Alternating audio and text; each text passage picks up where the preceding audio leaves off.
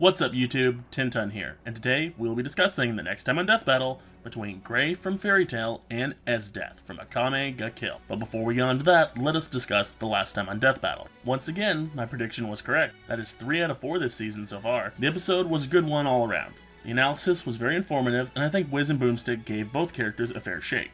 The fight was definitely unique to say the least. It wasn't bad by any means, but I think that art style was better suited for Deadpool versus The Mask. Portraying a serious fight in that art style just doesn't work for me. That being said, it was an overall good episode, and I'm glad that War Machine won, giving me my third win. I honestly can't complain. With all that being said, let's get on to the next time. Death Battle has already explored Cryomancers before with Sub-Zero vs. Glacius and Weiss vs. Mitsuru. Luckily, this episode, based off what I was able to dig up on both characters, should be different enough to stand out. Gray generally prefers ice power, fisticuffs, and swordplay, and Esdeath's sadistic nature and her flight should give enough diversity to the fight to make it unique compared to the other two.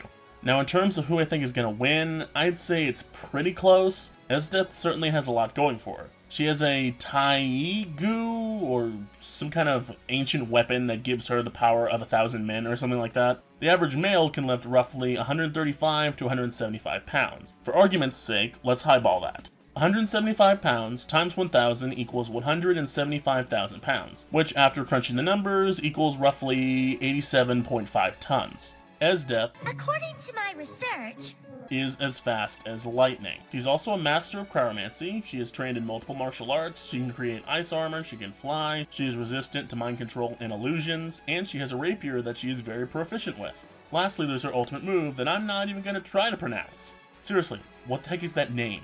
And I thought the Turtle Hermit had the stupidest name for a signature attack. Regardless, it's basically a JoJo character's ice attack on steroids. She slows down time and space and traps the user and gets ready for a good old-fashioned ice stabbing. It's easily her strongest move, but it comes with a big weakness. Once she uses it, she can't use it again for 24 hours, and it leaves her slightly drained after it's used. For simplicity's sake, imagine Goku using the Kaioken. Wow, Dragon Ball really is the perfect comparison anime.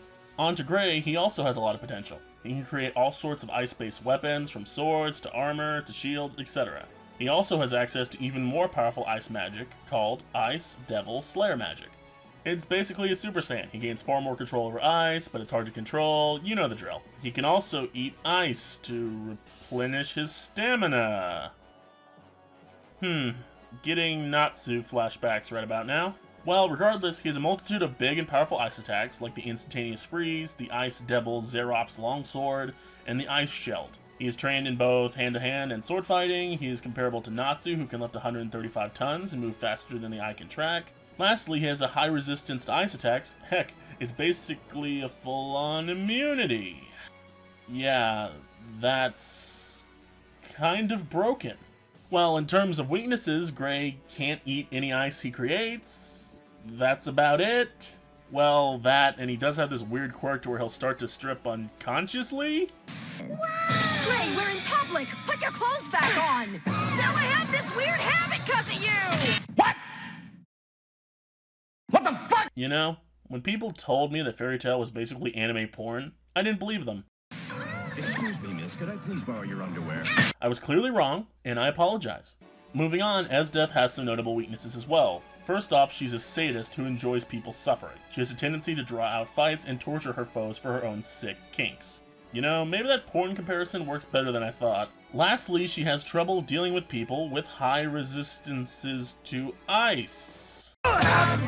Wait a minute! Yeah, enough beating around the bush. Esdeath is not winning this fight. Gray just has so much more going for him. He's physically stronger, he's resistant to ice if not immune to it, and he is just as versatile of a moveset. Esdeath is in her 20s, so she has slightly more experience compared to Gray, who is only 19, but still, that's not that much of a difference. The speed will likely be an issue, but I think Gray can last long enough to deal a fatal blow. Esdeath's ultimate attack could also be problematic, but I feel Gray is tough enough to withstand at least one round of the attack. Plus, that ultimate attack isn't flawless. Akame was able to see it coming, and she was able to avoid the attack altogether. And I feel Gray is just as capable of doing that. This fight, at least in my mind, is pretty clear-cut in Gray's favor. It was a nice idea for a fight, but it would seem this fight freezes up when put under pressure. Boo! Screw you! I made that pun just for you, Duo. Well, what do you guys think? Who are you gonna root for in this death battle? Are you chilling with Gray like myself, or are you going with Esdeath? Leave your thoughts in the comments below.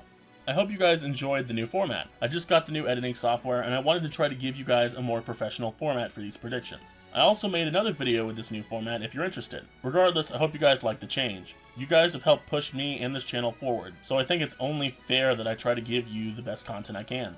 Well, with all that being said, until next time guys, this has been Tinton. Peace.